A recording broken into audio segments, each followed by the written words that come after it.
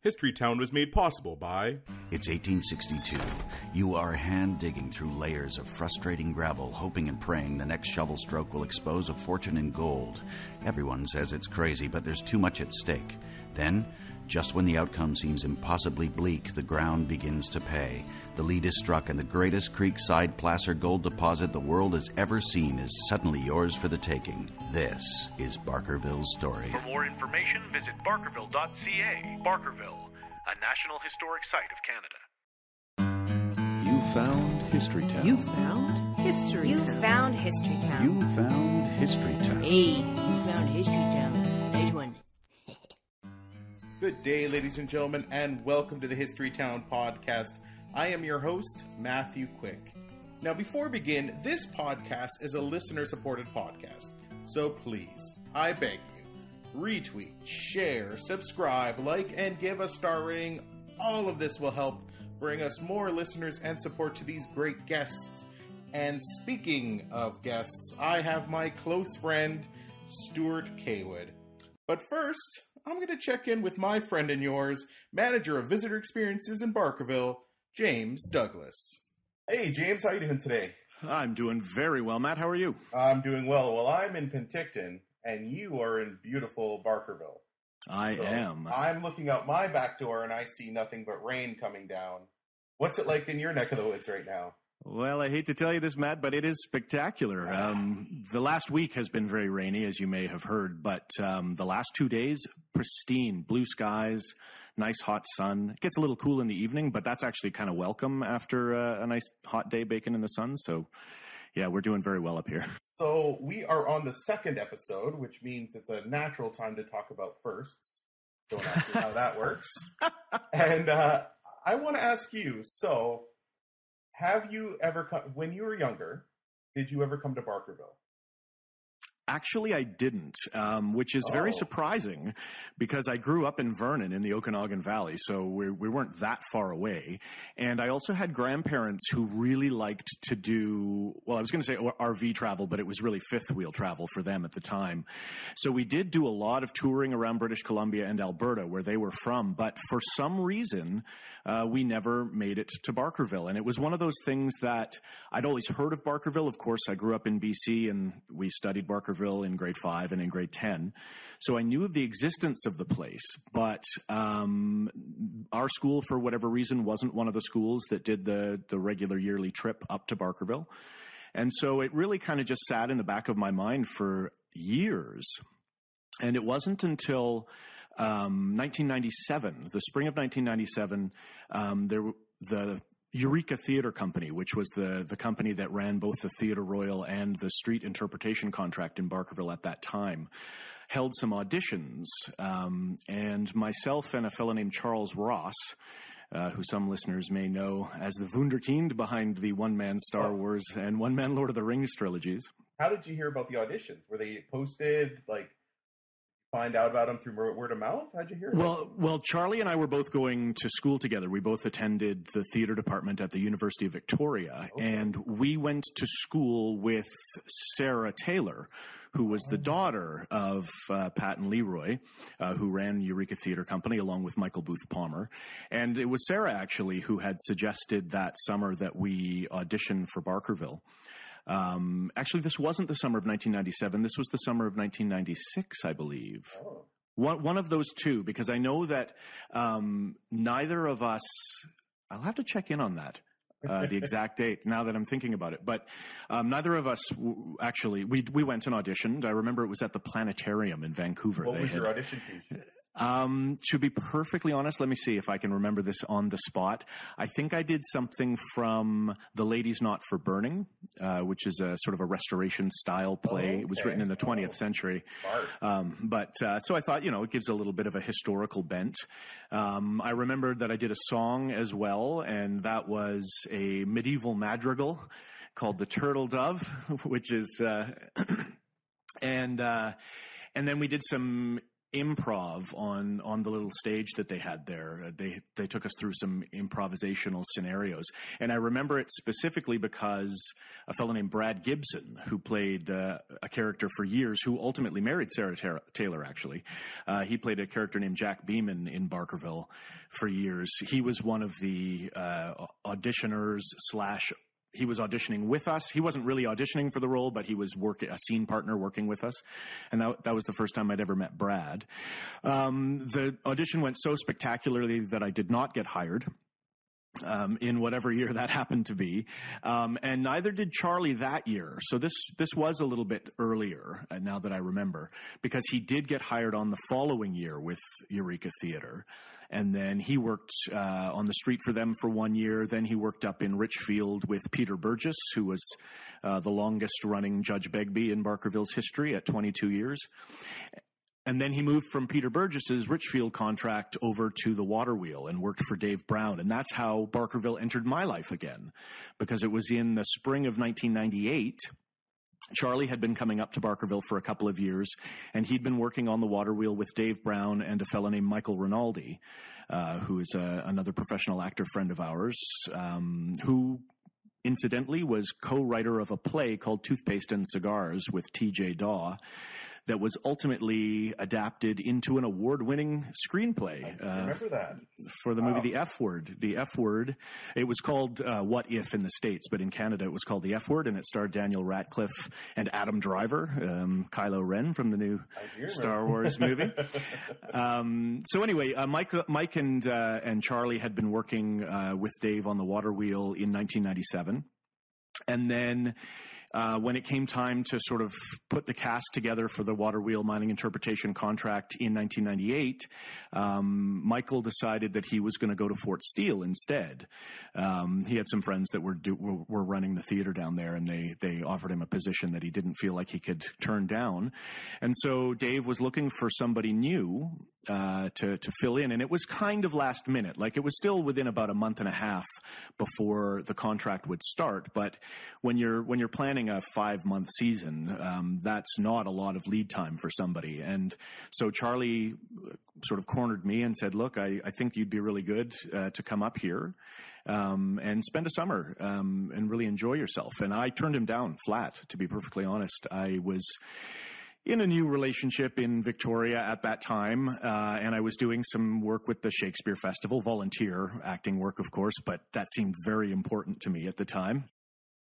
So I thought, no, I don't want to pull myself away from Victoria now and sort of get out of the loop.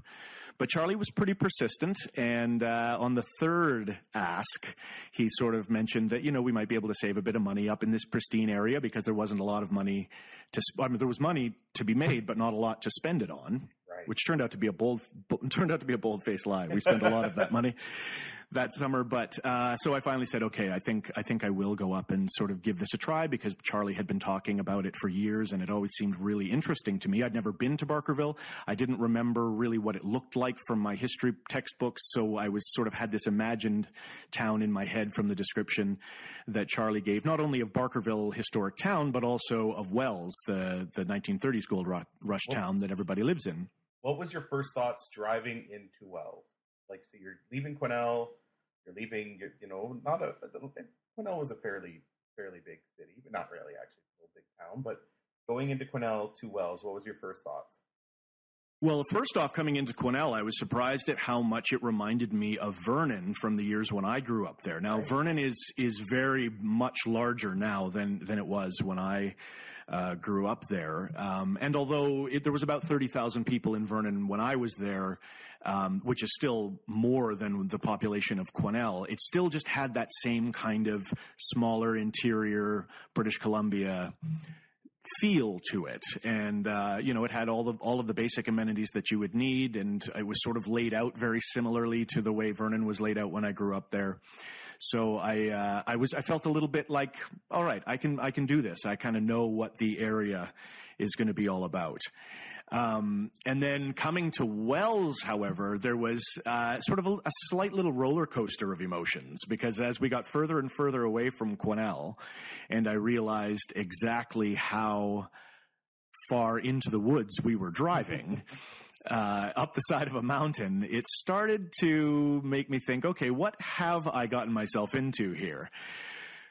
But then, of course, as the topography changes and you really start to get a feel for going back in time, I started to groove on it. And then by the time we came down through Devil's Canyon and then rounded the bend past Slough Creek and came around and saw Jack of Clubs Lake for the first time in the old Cariboo Gold Quartz mine tailings, I remember, I'm getting a sense memory right now just of how incredibly cool it all seemed, and I knew I was in for an adventure for sure.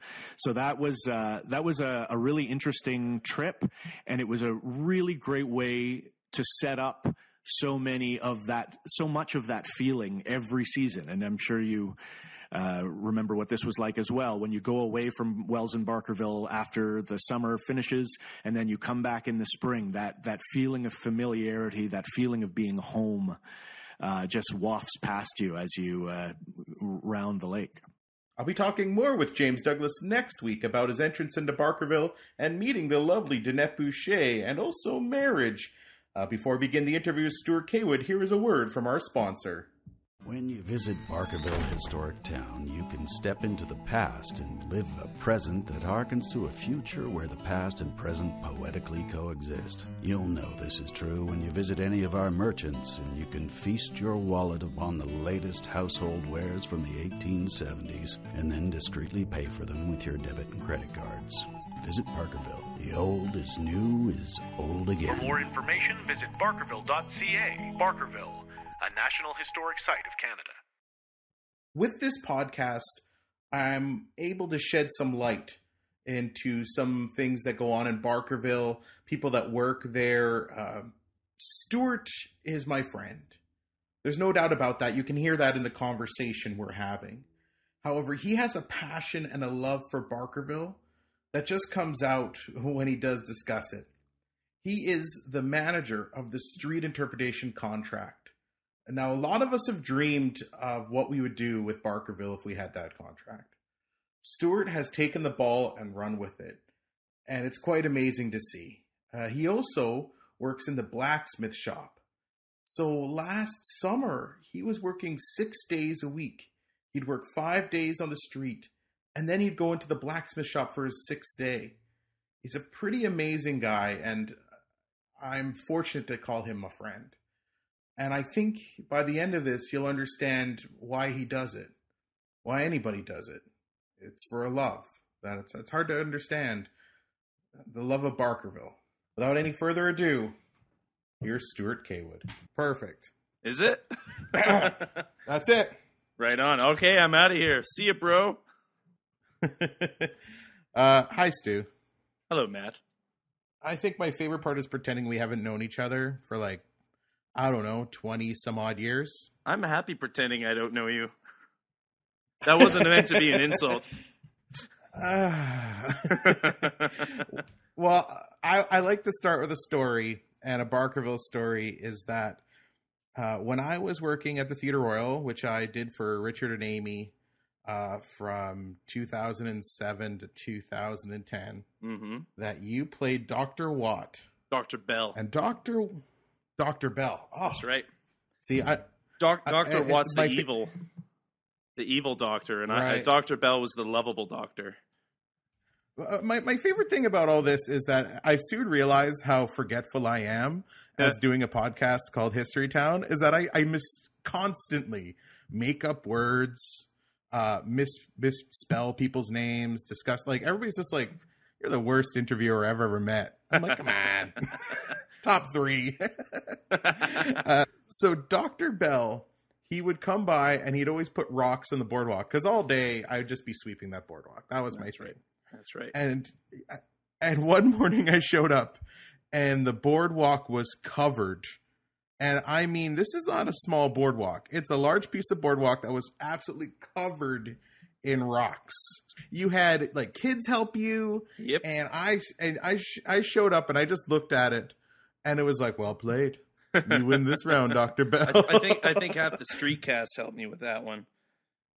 But that wasn't me, man. That was Dr. Bell. I wouldn't do something like that to you because you're my friend of 20 years. But Dr. Bell, why would that character do that? We don't That know. character did some strange things. Like, I always liked the idea that Edward Howman and Dr. Bell would hang out, and this was just their, like, inside joke. But then it became, like, I couldn't leave the boardwalk. Like, I was sort of, like, almost shackled to it. So you would run by and throw a rock at the boardwalk, and it would land, and you'd be like, yes, and just slowly peter away. Or you do the methodical Malcolm McDowell, where you'd, like, fold your gloves, and you walk by, like, hello, Mr. Howman. And I'd be like, good day, Dr. Bell. And you're like, you have a rock on your boardwalk. Yeah. You better clean that up. Revenge is a dish best served cold. I believe, wasn't that Wrath of Khan? It was. It's an old Klingon proverb. Now, wait a second. So you're telling me Gene Roddenberry wrote that? Like, that's not like a traditional... Him or Shakespeare, I don't remember. Like you, I don't have a great memory either. They are absolutely the same person. They are. But I'll tell you something, Matt. There are still rocks being thrown on the boardwalk even to this day. If your old boss, Colonel Wright, is standing on the boardwalk and is quiet, I will walk by and say, "You got some rocks on your porch?" And hey, he'll chase me away with a broom. I love just to remind him of, days gone by. So you grew up in Quesnel. Yep. In a house that is still being occupied by your family today, by your mom. Did you go to Barkerville often when you were a kid? Well, what's interesting is when I was really little, and I had vague memories of this, but my dad was a building designer, and he was employed by Barkerville to do as-found drawings of many of the buildings. And so when I was 4 or maybe 3, I was running around Barkerville having a grand old time while Dad was working. So once that... Really? Yeah. So that was my formative years of being in Barkerville. And then we'd have the odd family trip. But, for us, we were the typical family. You live in Paris, you don't go to the Eiffel Tower. We never came to Barkerville. We would come like on the most special of occasions, So not as often as family came into town? Yeah, family came into town. Yeah. It was a place to take people. If we were having a big birthday, it was a nice place to go. But it really wasn't until I started coming out to visit you and then work in Barkerville that I really got to know the place. So when you were in elementary school, was there class trips? Like, were you part of the school groups that would go to Barkerville? Was that happening at Baker Elementary? You know what? I don't think it was, because I don't remember ever going to Barkerville on a school trip when I was a kid. But there's so many kids all throughout, BC who, their first time they ever went to Barkerville. Oh, yeah, I went there when I was 10. So growing up in Quesnel, you went to Baker Elementary, and in 1994, a sweet young man from Newfoundland showed up, a congenial, jolly, and when I say jolly, I mean that isn't like fat. Sorry, I shouldn't have laughed. That's usually... No, that's all right. It was like, it's always that funny thing where it's like either husky or jolly. Like, you never get called, like, built. And built like a brick house. An Irish talking brick house. Became friends with Stewart, a young man who loved sci-fi. Yeah, but there was yourself. There was a fight in that friendship. The first month of our friendship, I'm pretty sure that there was this guy who was really handsome for a 13-year-old and mature beyond his years. And the first thing he did was decide to pick on this new kid. Because in Baker Elementary, I don't think we'd had a new kid at school for 5 years. It was the same group of kids the whole way through. And so we got a new kid, and not only is he new, he's jolly, and he's from Newfoundland. So he sounds different than everyone else, because you had a very thick Newfie accent back then. At the time I did. Yeah, you did. We could barely understand you. And so I spent a month picking on you until you'd had enough. And then you punched me in the stomach, and I punched you back in the stomach. And then you invited me over to your house for a party. Which is like the standard Quesnel greeting. Absolutely. It's how most best friends are made. It's because I remember being friends with you. It was sort of like the funny thing, because you were like an energetic kid. You were athletic. You did like track and field. I don't remember Like, I think grade 7, I saw you the most athletic that I think you've been, not since. You're obviously an athletic dude. You keep yourself in good shape. But, like, I don't know, man. Like, I thought I was like, man, this guy, I don't know why he's friends with me, man. And then one day, I'm like, because I like wrestling and I like, video games and stuff. And then you were like, one day you just turned to me and were like, you ever just wonder, like, if aliens came down, like, what would you do? I don't know if there was ever a time when I could pick when it started, because one of my first memories is of watching Empire Strikes Back when I was 3. And so I grew up watching that and Return of the Jedi. In fact, I didn't watch the first one, A New Hope, until much later. So when I saw Obi-Wan alive, it tripped me right out. Anyways, I grew up with... Really? Yeah. So I watched them in the wrong order. And so I grew up that way. But, which is pretty much the story of my life. But the best part about my job in Barkerville is my erstwhile employer, Mr. James Douglas, has asked me to come help out at Northern FanCon in Prince George. And so working in Barkerville, I've actually gotten to meet several people from Star Trek, which so history and sci-fi collide right here in these Cariboo Hills. Do you have, like, when you see somebody who's from Star Trek and you show up and you're like, do you geek out on them? Because you're obviously in character as well, because you're probably in full costume as well, right? Yeah, we can blur the lines. Do you acknowledge them? Oh yeah, we can blur the lines at a thing like FanCon. When they come, if they came to Barkerville, it'd be slight. We'd have to have more tact in how we deal with that crossover. But I try not to geek out too hard, because I just don't want to be that guy. But I'm totally inside, gushing away. Met John Delancey last year. I was quivering on the inside. It was the most exciting moment of my life. And then William Shatner walked by. That's Q. Oh! Wait, were you more excited for Q than Shatner? Oh, yeah, because I grew up with Q. Who's the best captain? Best captain, Kirk. Kirk. Yeah. You're a captain. Oh, there was a time I would have said Picard, but in my older years, I'd say Kirk. We have this friendship. We carry through. You're also we do a lot of theater in grade 11 and grade 12. Mm-hmm. You being quite the theater person, off and on stage.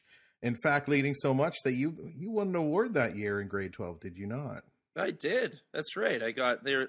What was it called? The Michael Monich Award. It went to a top theater student.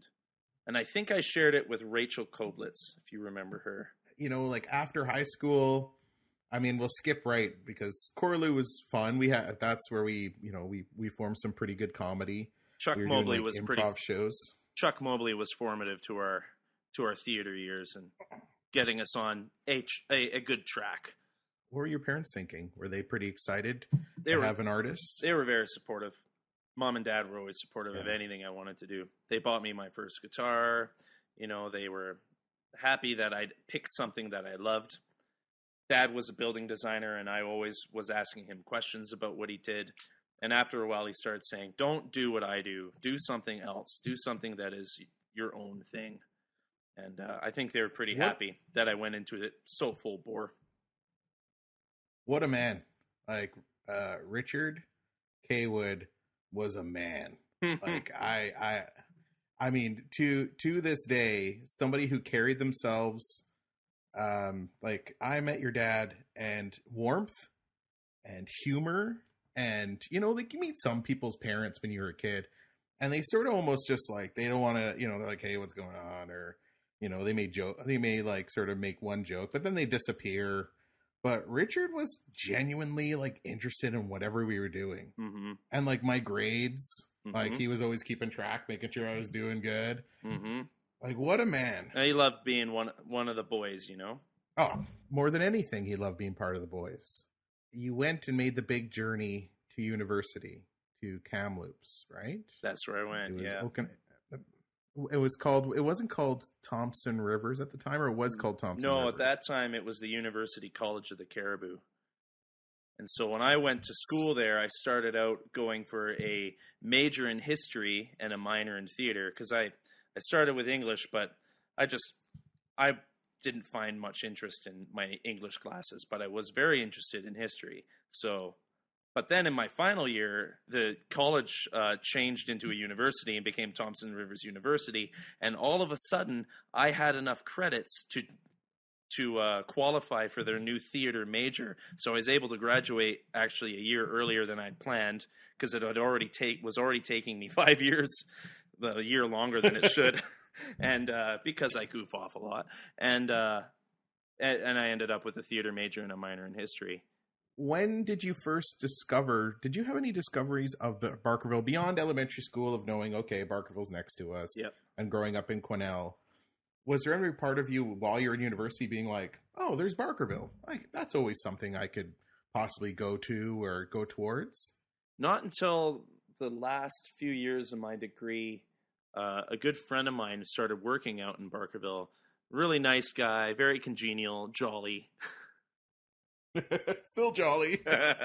Well, you had your job in Barkerville, and it just made me think a little bit more and more like, oh, that's a place maybe I could work. Maybe I could have a gig there.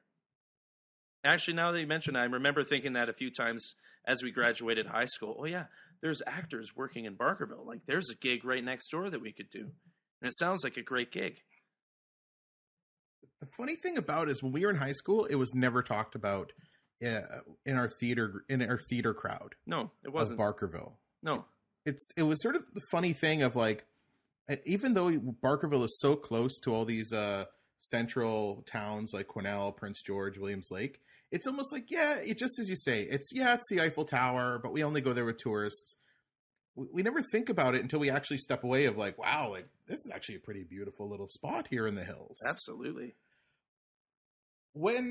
So this jolly fellow who is coming off, I think this 2005, mentioned, I think we were discussing, I don't know how you started in Chinatown first, correct? That's right. I had a job at Home Depot, and I was home visiting my mom. And while home visiting my mom, I decided I hated my job and I didn't want to do it anymore. So I quit my job very badly without notice. And to all those at Home Depot still there, I'm sorry. And then you came over. Your name's still on the wall. This man is a traitor. And then you came over to see me at my mom's house. I told you I quit my job. You're like, what are you doing? You quit your job? What are you going to do? And I said, I don't know, probably just get another job that I hate. And 6 months down the line, quit that one too, and then find another job. And I was just out of university, not really sure of what to do next or where to go. But then at that moment you said, well, listen, I have a friend. She runs the Chinatown contract and she needs an actor. So you gave me her phone number, her email, contacted her, and got a job by the end of the week. Before we go to Barkerville, because it's something we should discuss because we discussed it previous, is that we lost a man at that time too. And I don't know if you feel comfortable talking about this, but we lost Richard in 2002. 2003. Yep. In January of 2003. It was just after New Year's. Mm-hmm. January 4th. January 4th. Yep. I mean, that was a tough loss for everyone. Yeah. I know him. I didn't know him as well as you, obviously, but knowing him, I know that he'd be tremendously proud of where you went and then where you are. Thanks, man. Now, and it's something it's sort of like taking a pause of just like, there was somebody that was like, he changed. I mean, he helped me out. What is your favorite? I'd like to hear your favorite Richardism, your favorite piece of Richard advice. And I know I have a story to share, but I'd like to hear if you have like a favorite Richard story of your dad, good old JR, John Richard, as when he was a kid, but Richard when he in his formative years. Well, there's one piece of advice my dad always gave me that I've always remembered. And he always told me, don't burn your bridges, son. He always said that to me. Whenever, some situation was happening in life and it's wondering, how are we going to deal with this? He would always say, don't burn your bridges. And I try very hard to live by that statement, always trying to keep good relations with people. I'm not always successful. Not always successful. Well, it's hard. No one's perfect, and neither am I. But I do try to just approach most of my personal dealings from that angle. Want to come out as friends as opposed to making more enemies than I already got. You definitely wanted to be one of the boys. Oh, he was one of the lads. I mean, he picked us up. There was some situations where he'd pick us up, and some parents would give you a bit of static about whatever you done, whatever you did. Like if you drove your car into a giant, almost lake, and flooded the engine with two girls in the back seat. That car, car never ran better after I put it in that river lake thing. And the best part is when you ask me if you could do it, I'm like, I'm pretty sure this will work. And then he showed up and he looked at both of us and just was like, all right, well, let's just get this thing sorted out, fellas. I still don't live that one down. When I was growing up, learning about respect towards women was something I very much learned from my dad. It was very important to him that, we treat women kindly and properly and whatnot. And when I was a young little guy growing up, especially after watching an episode of Home Improvement, where Tim the Toolman Taylor is constantly learning how not to be a misogynist, my dad would be he'd be in his office. He can't hear anything if you're standing right next to him. But I'd say something rude to my mom, and you would just hear my dad from the other side of the house. You could hear his chair move, him get up and come marching into that room, grab me by the scruff of my shirt, throw me in my bedroom, and give me another talking to about respect towards women and how you don't say that kind of stuff and whatnot. So the fact that he couldn't hear didn't seem to matter when it came to teaching me a lesson. 100% pure gentleman. Absolutely. And I mean, he grew up in like a ranch, like a lot of ranches, and ranch hand working at rodeos. And I remember the one story that always stuck with me, where it was like Quinnell during the rodeo. They went to the Red Bluff Inn, all the boys at the end of the guys who actually worked at the rodeo, not the guys that spectated, the guys who were actually covered, knee deep in muck. Yeah. And they come inside, they see all the guys with their nice shirts and the bolo ties and the hats on, pretending to be cowboys. And the Ford table of cowboys actually sit down and order their beer and food, probably the first time they were able to drink something cold all day. And he looked around and went, I guess there's only a few cowboys in here with everybody wearing their hats inside. And sure enough, turn around, all the fake cowboys have their hats all on their table or on their chairs or hung up. And as Richard's just sitting there, covered in dirt, like they looked over and went, oh, okay, yeah, no, we're play acting on this one. We're interpreting cowboys on this one. Yeah. Take your hat off inside, especially in church. So you enter into your first year, which would have been my third year into Barkerville. That's right. For many of you guys, it was your third year. Yeah, it was we met David and Christina, who you worked with, and I worked with pretty exclusively on the cabarets, which is the 10th anniversary, which is crazy to think. Absolutely. Like we're recording this on June 21st, and 10 years ago, we had our first cabaret. That's right. Right? That's right. And tonight is the first night of our 10th anniversary season. That's unreal. Yeah, Are some of my scripts being used? I sent in some scripts. Yeah. I got some stuff going on? Yeah. I get that paycheck? Yeah. Get a big fat paycheck. Oh, perfect. The standard comedy writing paycheck. only if they laugh, though. Oh, man. Well, or throw up. If they throw up, you get a check. Wow, we're trying to avoid the unfortunate Matthew Bissett, God bless him, cabaret of 2006. So we'll just, the cabaret of cruelty. We don't mention that on this podcast. We're not mentioning the cabaret cruelty. No. Are you sure? Because Todd Church sang a great song.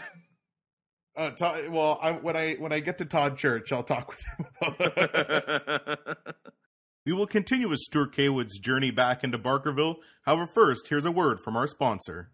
If you've never been to the end of the road, you can't really describe the experience of having been there. And if you could go to the end of the road, road, only to find what was, over 150 years ago, its own end of the road from the opposite direction. What would you think of that? Discover Barkerville Historic Town. Visit Barkerville. For more information, visit barkerville.ca. Barkerville, a National Historic Site of Canada. As we venture into the second half of the interview with Stewart Cawood, where we discuss Barkerville, but also we discuss Tim Sutherland. Now, we don't really discuss who Tim Sutherland is. However, not only was he Stewart Cawood's roommate for a few years, but Tim portrayed Judge Begbie for approximately 14 seasons in Barkerville. His last season was last year, where he portrayed just for the school season. He is greatly missed amongst us here in Barkerville, and he's, especially when we talk about the cabarets and anything theatrical, Tim's name comes up fondly. So we'll continue on with the rest of the interview. Here is Stewart Cawood. So your first year, you were Billy Hauser. That's right. In Chinatown. That's right. Now you're interpreting Chinese history in Barkerville. Of course, you get a lot of people who wonder, why are you the one to tell that story? That's right. How did you approach that? Well, it was pretty simple. Billy Hauser's mother's house was at the top of Chinatown. So in Chinatown, as the story goes, there would be many European miners who would bunk with Chinese miners, and you would find several families who permanently settled up in Chinatown. So I was just interpreting my own neighborhood, basically. Which is fantastic. Which I think is it's really the way to go, because the Hausers, I mean, their history in Barkerville alone, it wasn't like they just they didn't stick to one building and that was that. They actually spread themselves out quite a bit and helped the community. Oh yeah, they had a huge family. Billy Hauser's mom I think she had 12 kids. I can't remember the exact number anymore, but a huge family. This is where the thing is, the physical interpretation, because Billy Hauser actually lost his leg in a mining incident. That's right. Now, you portrayed Billy after the incident. Yep. Because that was the time, because that's where the age and everything else of how it matched up. Did you find any difficulty? Because physical interpretation is a lot different from just interpreting. That's right. I find. Well, I walked with a cane. I put on a bit of a limp to show that I had a prosthetic limb. And just for the people who really wanted me to prove it, I would take a wooden spoon and strap it onto my leg so I could tap it with my cane. But it was sort of a delicate issue. You want to interpret history, but you also want to pay respect. You don't want to make fun too much of a person's disability in that instance. And also, too, you have people who come to the park all the time who may have a prosthetic limb. And you don't want to make fun of that, but you also want to acknowledge that this dangerous work, things happen every day, and sometimes people lose a limb or they lose their life. And so it was really just a reflection of that. So I tried to keep my limp and whatnot subtle if I could. Well, that's right. Well, there was a man who ran the horses back then. Apparently, he had a prosthetic leg as well. And I didn't know that for another 3 years. He's not going around showing off his leg, and he's not, talking about it all the time. Obviously, it's just a part of his life. Because I heard stories too from old miners where they were talking about hydraulic mining. Yeah, and they would talk about guys losing like arms and limbs and hands in the monitor. Yeah, because of the water going by would just would take off your hand and cauterize it almost right there with how much pressure and force it's going through. Tremendous amount of pressure. Mining was very dangerous. Very dangerous. Still is to this day. I think it's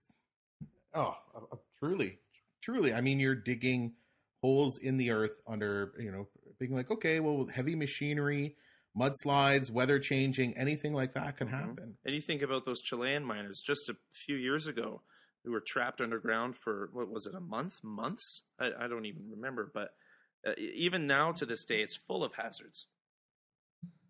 Well, there was even the Pennsylvania miners in 2002, I think it was. That's right.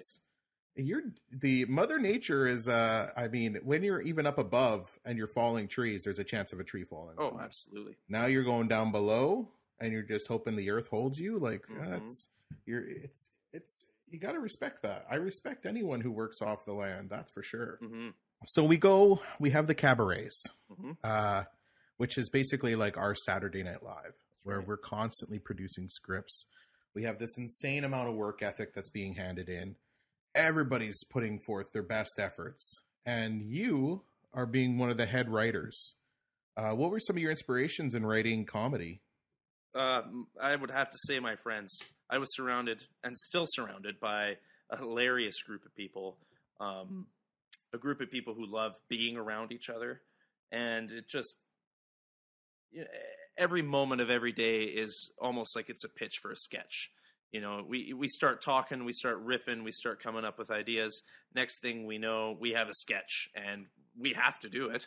You know, you can't just write something and not do it. It's a tragedy for a script that just sits there untried.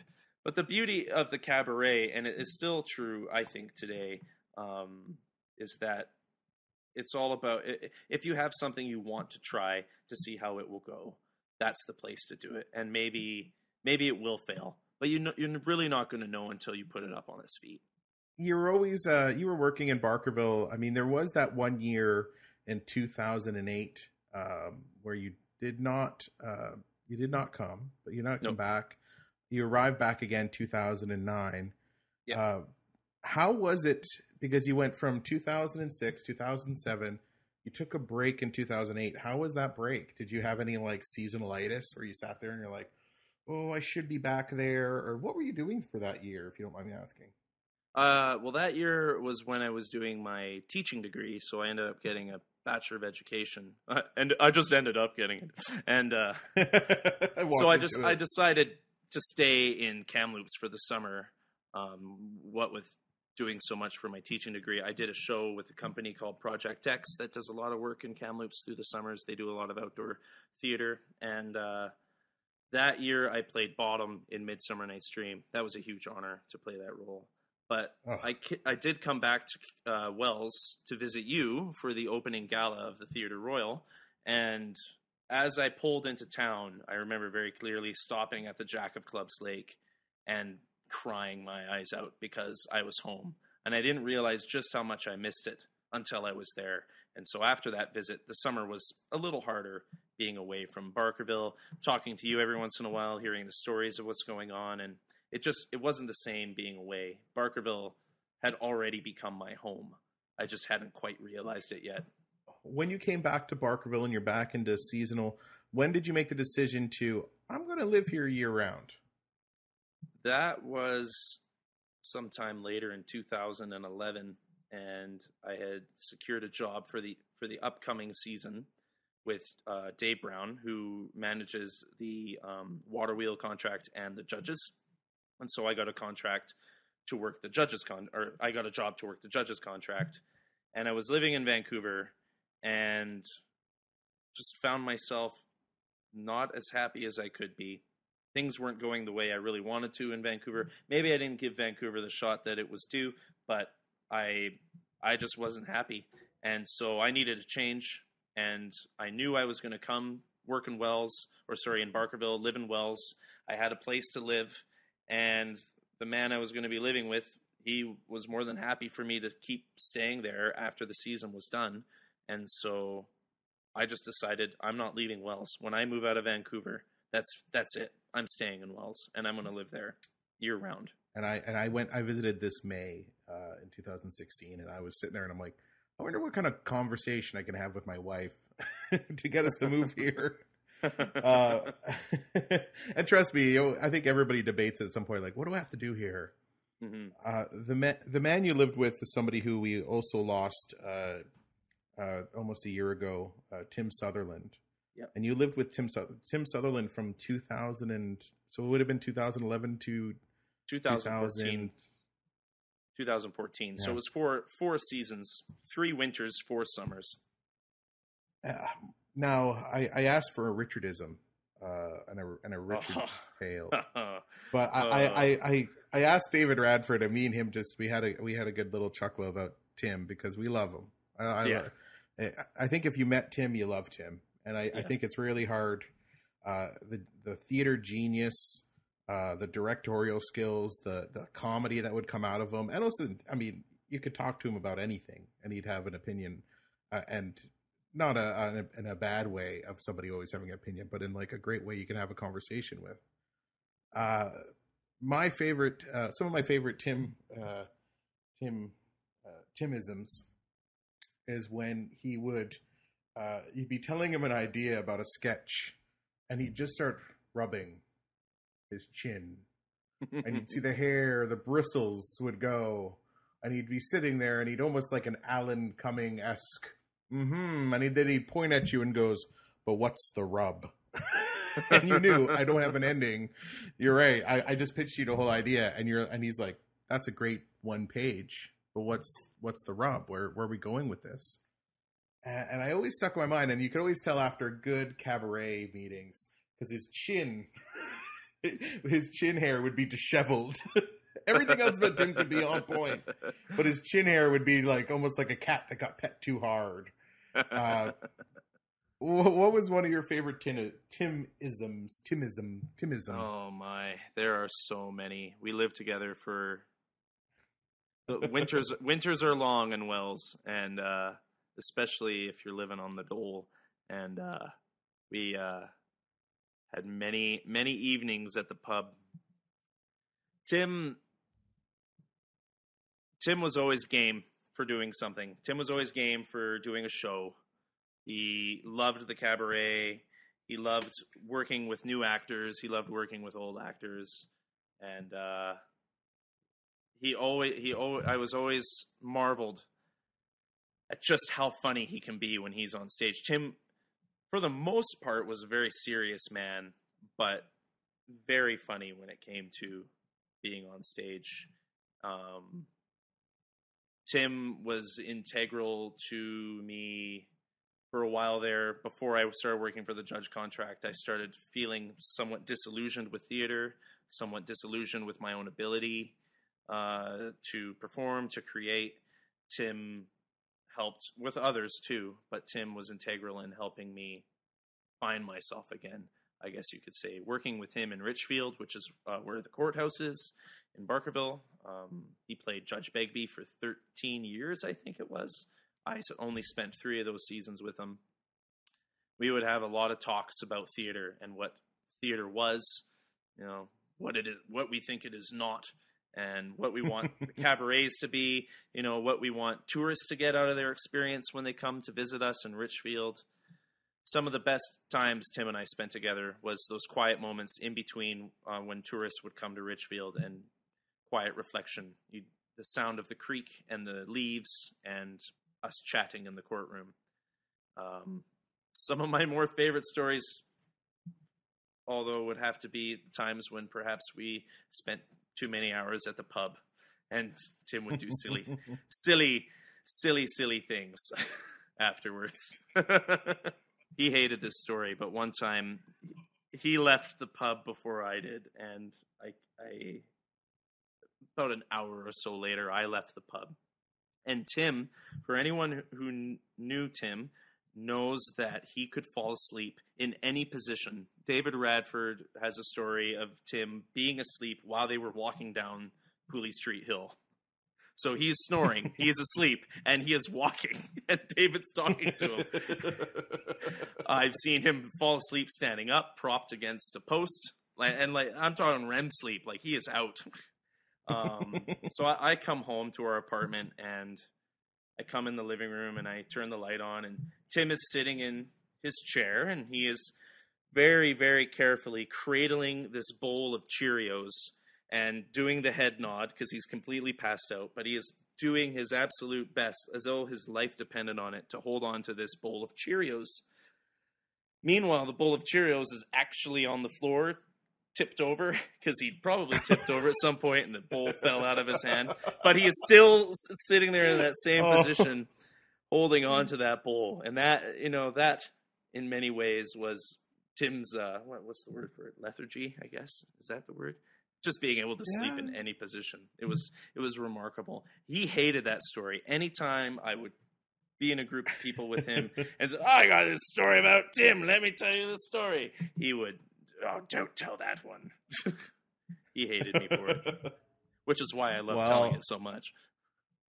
I think as long as you can keep those stories alive, especially the ones, because there is a soft embarrassment. I mean, we all have those stories where it's like, you blush a bit when you hear it, but I'm sure deep down he loved it.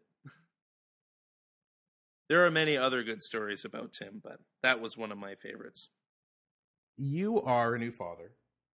You have a lovely, lovely little boy and an amazing partner in the... Yeah, she's my rock. She is, oh my God. Like, if you want to feel, I feel lazy just talking to her. Because she's like, well, I went out and walked today and I did this and this. And you're like, oh God, you just had a kid. Like, I just had a burrito 3 hours ago. Try being in a relationship with her. I'm not as fit as the athletic man you mentioned at the beginning of this podcast. Yeah, well, she puts on a pace. And I mean, I think that's her. She's always been on the go. She's always been like a gamer that way. What's it like being a new dad, period? Not alone with history, not alone next to Barkerville, because I will eventually ask you what that transition will look like. But what's it like to be a new dad? It's amazing. It's everything that everyone tells you it would be and more. It's really hard to describe what it's like. I mean, right now I still feel like the same guy I did before Everett came into this world, but he brightens my world every day. He's the happiest little guy. He wakes up with a smile on his face, but it's definitely one of the more challenging things I've ever had to do. I get far less sleep than I'm used to. I'm used to, on a day off, being able to sleep till noon. I'm now up at 7 a.m. every day because that's when Everett wakes up. But it just brings fullness to your life, you know. And it's interesting. It really makes you think about your actions just a little bit more, because, to quote Commander Adama from Battlestar Galactica, you see yourself reflected in your children's eyes. And so you want to make good choices for them so that they grow up with a good role model. We're near the end because I love you and I could talk to you forever. Yeah, we're near the end of this podcast because I love you, but I hate listening to your voice. I'm sick of you. I am just like, let's call a spade here. That's why we're such good friends.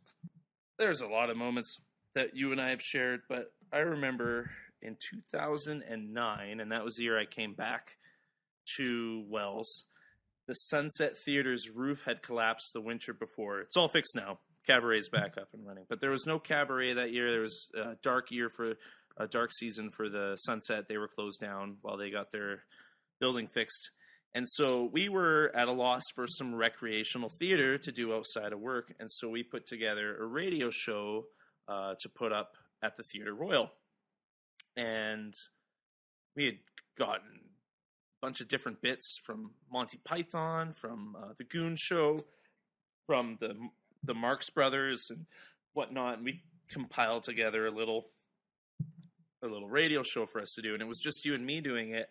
And we were doing all the voices, and we were over, like, we bitten off way more than we could chew.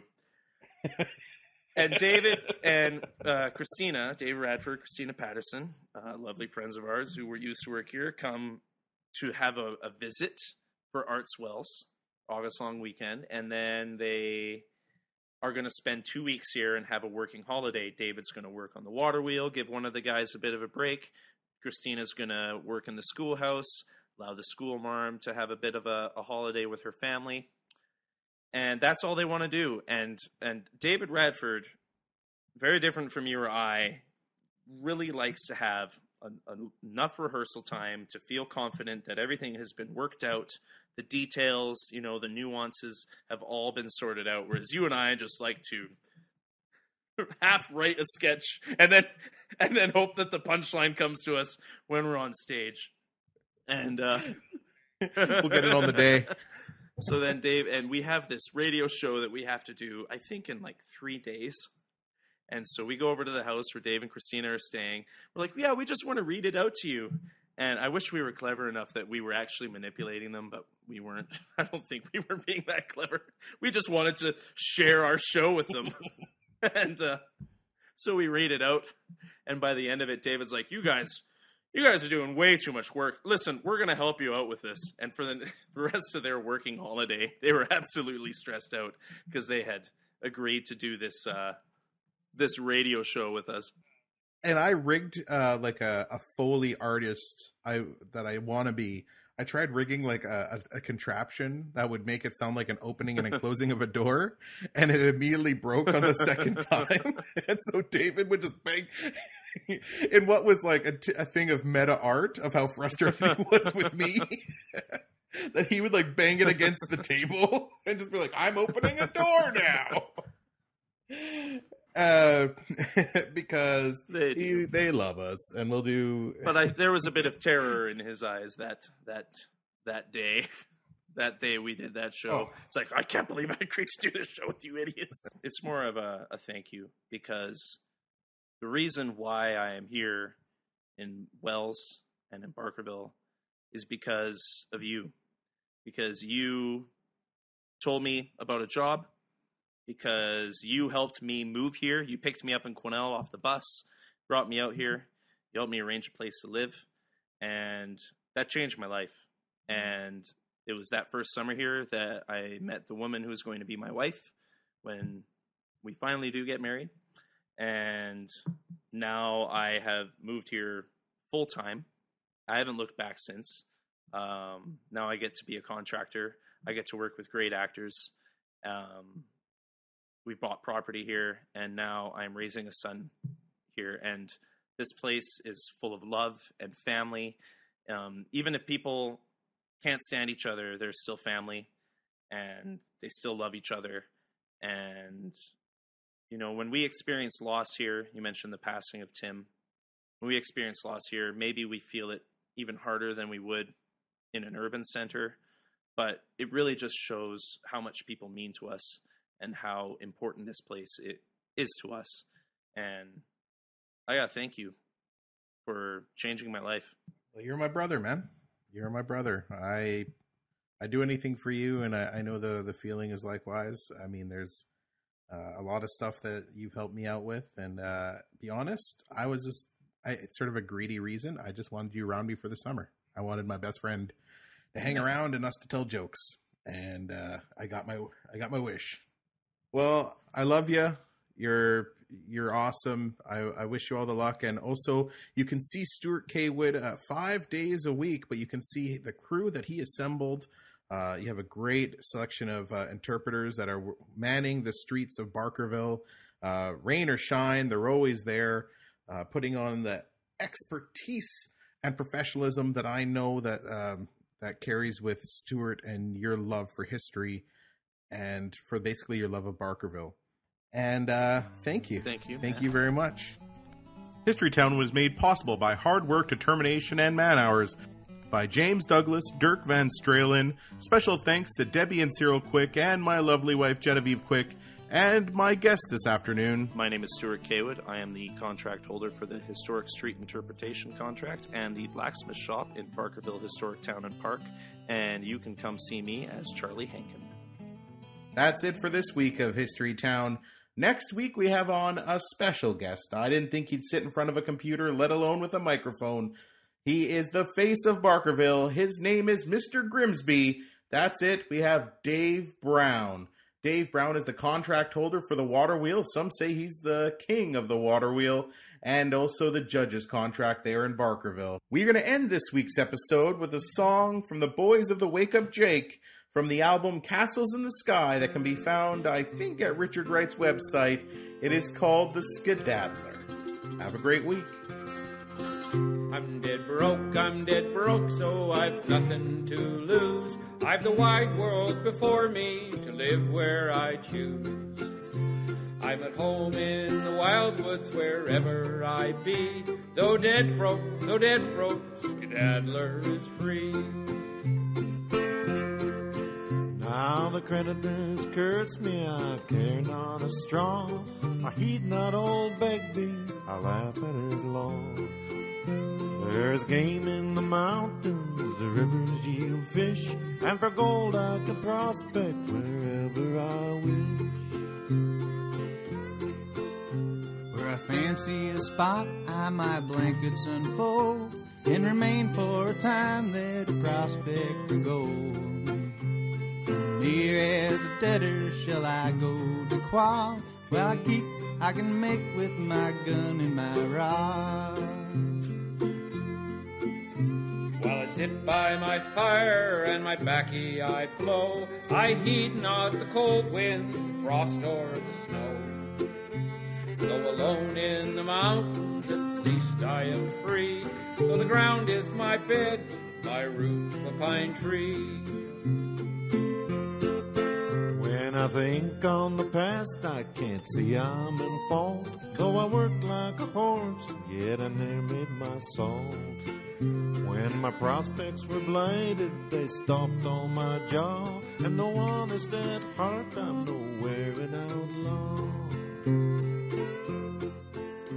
Yet though cleaned out and fizzled, I do not despair. There's a land far from this one, I soon shall be there. And if Providence leaves me my hands and my health, the Skedaddler may yet win both honor and wealth. I'm dead broke, so I've nothing to lose. I've the wide world before me to live where I choose. I'm at home in the wild woods wherever I be. Though dead broke, the Skedaddler is free.